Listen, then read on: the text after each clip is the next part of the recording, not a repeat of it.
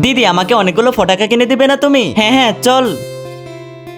দিদি তোমার কাছে কত টাকা আছে? পয়সা তো 1 টাকাও নেই আমার কাছে, কিন্তু আমার কাছে একটা আইডিয়া আছে অনেক সুন্দর। হ্যাঁ বলো। ভাইয়া আমাদের ফটাকা দেখিয়ে দাও। ঠিক আছে ভাই, একে বল কোন ফটাকা লাগবে তোর? ঠিক আছে, কি লাগবে তোমার? ভাইয়া আমার ওই ফটাকাগুলো লাগবে। ঠিক আছে বেটা, তুই গিয়ে নিয়ে নে। ভাইয়া আমাকে না ওই পিঙ্কওয়ালা ফটাকা দিয়ে দাও না। ঠিক আছে। ভাইয়া তোমার এই ফটাকার দোকান কে বানিয়ে দিয়েছে? আরে ম্যাম, এটা তো আমার নিজেরই খানদানি বিজনেস। আচ্ছা ভাইয়া, একবার দেখে নে এগুলো ঠিক আছে নাকি।